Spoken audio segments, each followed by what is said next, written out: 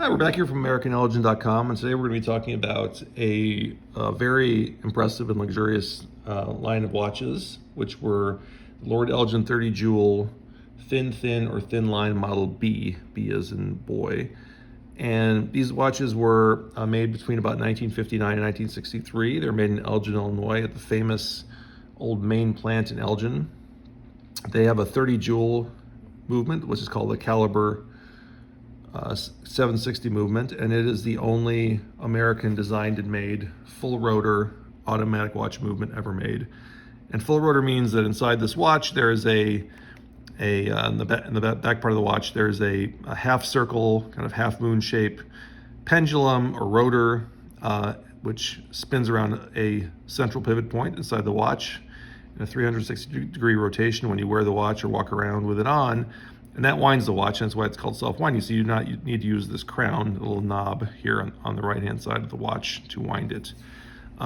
These watches were high-end, very high-end. The Lord Elgin series was the top end of the Elgin line for male watches, for men's watches.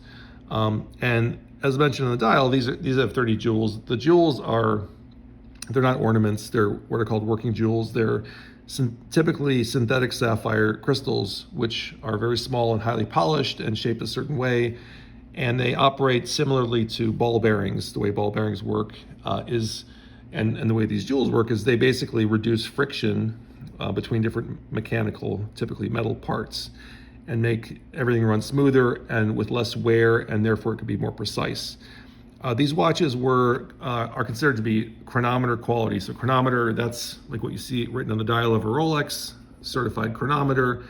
These are considered to be chronometer quality by, among others, the RAND database, that is the leading and largest, most comprehensive watch database in the world. And it was founded by a German guy with a doctorate who was a watch scholar and probably the most knowledgeable person in the world on watch movements, and he considered these to be not only chronometer quality, but he also apparently had one of these in his own collection. He thought very highly of these watches, and in some other videos we give you some quotes from Dr. Ranft about how great he thought this movement was.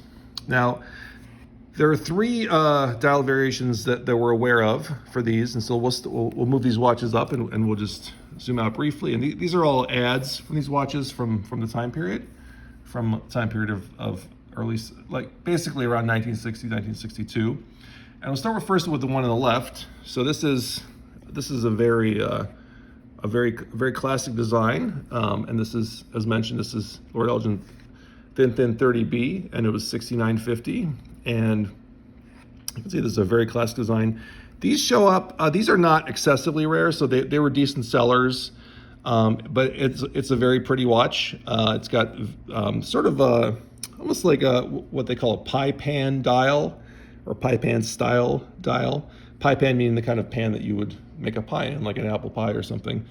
And this watch I'd rather have this watch probably than an apple pie, because it is pretty awesome. The dial is just gorgeous, and as you can see, the case for this watch was made by Star Watch Case Company. So we can see it says 10 karat rolled gold plate bezel. The bezel's the ring of metal in the front, and the side of the watch, and then it says stainless steel back, and there's a little star there, and the star refers to Star Watch Case Company out of Michigan.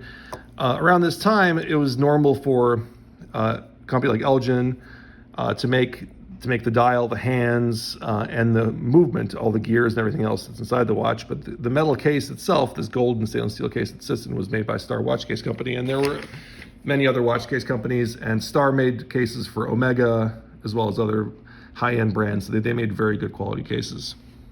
So you can see this is the first one of these.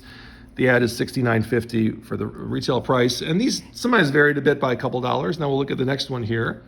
And this is another watch from the same line, exact same case, this 9817 case. And as you can see, there's sort of a stylistic theme here with these watches. They have the gold hour markers, very nicely done. Again, described your Lord Elgin Thin-Thin 30B. We'll keep this one under here. They're thematically quite similar to each other, and this third one is perhaps a bit different. It's very cool looking dial here, actually. A lot of A lot of numbers and details and precision on this one. Very attractive. And if we scroll down here, we can just see that the price for this one was $2 more, so $71.50. So these are the three kind of main dial variants that we know of for this watch. And I will, or this watch subline, this Lord Elgin 30 Jewel B lineup. And I will just show you one thing of interest. So if we zoom out of here, just zoom up a little bit, we will see.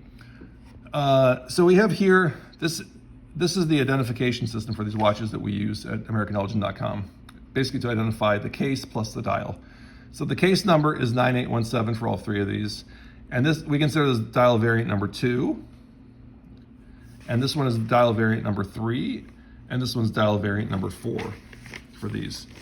So you might ask, well, that's interesting, but you said there were 3 watches, so why does it start with number 2? Well, the reason it starts with number 2 is because, as mentioned in the video, the prior video about the Thin-Thin Model 270, there is another watch which uses the exact same case number 9817, and this is not a Lord Elgin 30 Jewel, this is an Elgin 27 Jewel. And we zoom out a bit, we can see this is the Elgin Thin-Thin or Thin Line model 270, and this has the exact same case as these other watches. So we can see this, they all have the same case. These are all this Star Watch Case Company. They're identical cases. They're all cases 9817.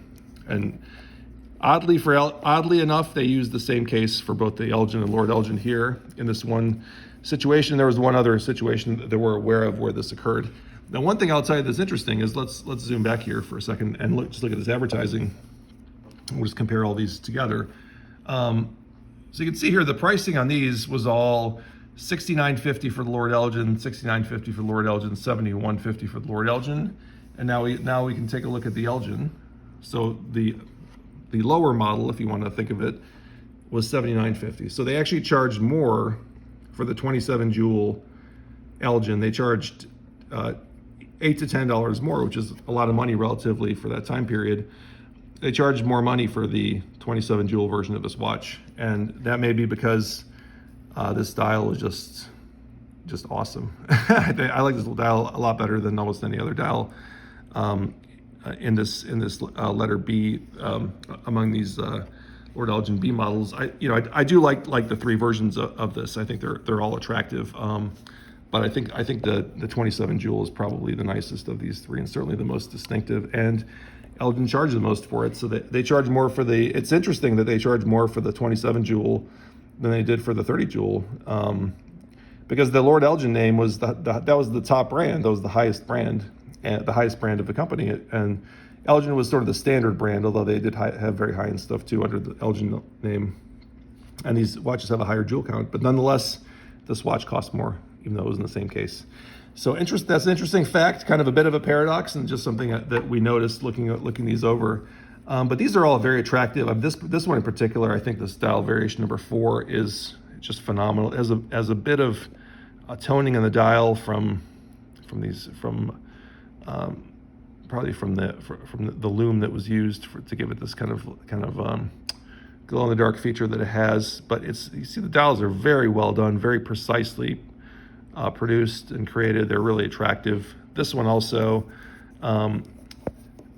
this was also a very good looking dial. There's a variation of this dial. So sometimes these dials had a variation. So a company might order one with its company logo on it to give to employees. And there was one for some relays in California, some sports relays, and the dial, I just happened to pick it up.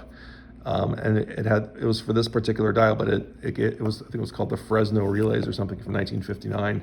So these watches occasionally were given out as awards to people, and for employees or other types of things for sporting events. And of course, this one here, the Pi Pen one, I think is probably certainly one of the two nicest here, in my opinion. Maybe the nicest of these 30 Jewel Lord Elgins. Although the other one here is quite impressive as well. But they're all very attractive, and they all sold reasonably well. They're not common. They're not common watches, but they're very, very attractive, and still find one for a reasonable price if you look around. If you'd like to find out more, please check out AmericanElgin.com, and please click the follow button. Thank you.